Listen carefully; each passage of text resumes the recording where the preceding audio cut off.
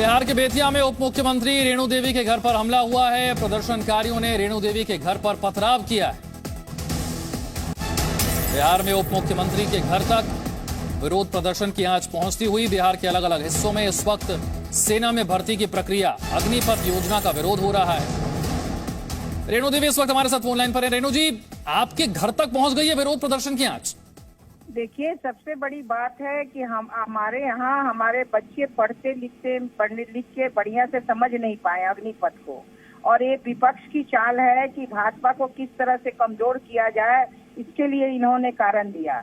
अगर आप कहते हैं कि सेना का भर्ती में, ये भर्ती सेना का नहीं है, सेना का स्किल ट्रेनिंग है, और स्किल ट्रेनिंग जो होता है वो 4 वर्षों के लिए ट्रेनिंग किया गया है, और 4 वर्षों में ये ट्रेनिंग में हमारे बच्चे जब स्किल्ड हो जाएंगे उनको हम अग्निवीर कौशल प्रमाण पत्र देंगे, और उस योग्यता के मापदंड के हिसाब से अगर अच्छे बच्चे उसमें से निकलेंगे तो 25% बच्चों को हम नौकरी देंगे।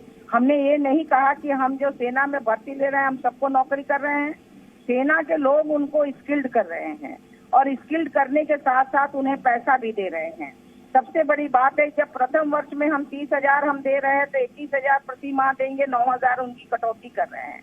द्वितीय माह में अगर 35,000 रुपए दे रहे हैं तो 10,000 की कटौती करके 23,000 रुपए उनके हाथ में दे रहे हैं।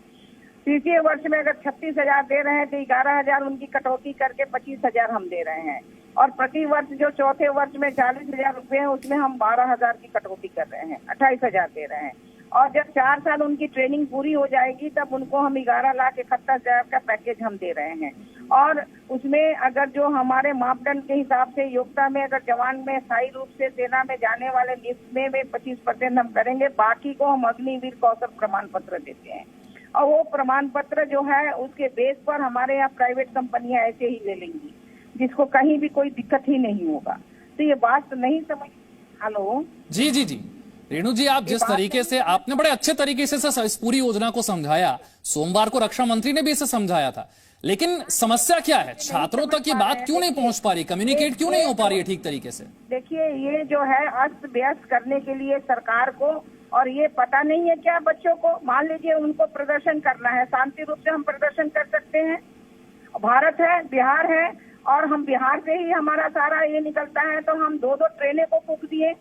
हमारी गाड़ियां, हमारे जैसे कितने लोगों की गाड़ियों को कुचल दिया गया। आज नीचे की गाड़ी की आपके पास फोटो है, होगा ही, किस तरह से गाड़ी को कुचल दिया गया, किस तरह से उसको तोड़-फोड़ किया गया, कितने घर के शीशे और दरवाजे तोड़े गए जहां हमारी बहू बेटियां हैं वहां। ये तो एकदम गुंडागर्दी है। इस तरह से क्या छात्र गुंडागर्दी करते हैं क्या? मैं यही तो सवाल पूछ रहा हूँ रेणु जी, क्या वजह है कि छात्रों तक बात ठीक से पहुंच नहीं पा रही है? सरकार जो समझाना चाह रही है क्यों समझ नहीं आ रहा है इन्हें? तो है विपक्ष के गुंडे हैं, और विपक्ष के गुंडे की तरह काम कर रहे हैं। आप ये कह रहे हैं कि ये छात्र नहीं है, सारे विपक्षी दलों के कार्यकर्ता हैं? सारे विपक्षी दलों का मिले हुए हैं, और अशांति फैलाने के लिए देश में ये सारे काम कर रहे हैं। लेकिन बिहार में तो स्थिति मैं देख रहा हूँ खराब होती चली जा रही है। 5 स्टेशन बंद करने पड़ गए हैं, जगह जगह पर ट्रेन की बोगियां फूंकी जा रही है। आपकी तरफ से कोई बड़ा एक्शन अब तक नजर नहीं आया?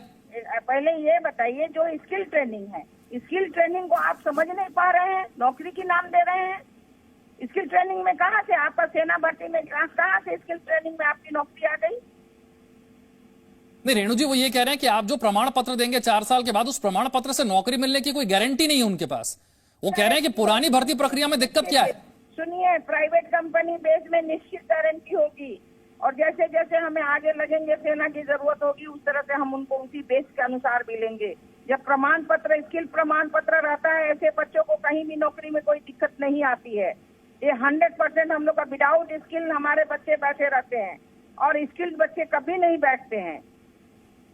नहीं, वो एक अनिश्चितता की बात कर रहे हैं। वो कह रहे हैं कि 25% को स्थायी कैडर, 75% सेवा मुक्त हो जाएंगे, तो एक अनसर्टेनिटी में, एक अनिश्चितता में उनका जीवन बीत रहा है। होनी चाहिए, विश्वास होनी चाहिए। हर जगह स्किल का डिमांड है, हर जगह स्किल का चिंता है, और ये देश जो है 100 करोड़ से ऊपर का देश है, और जितनी कंपनियां हैं उसमें कहीं भी हर आदमी ऐसे हाथ ले लेगा नौकरी के नाम पे।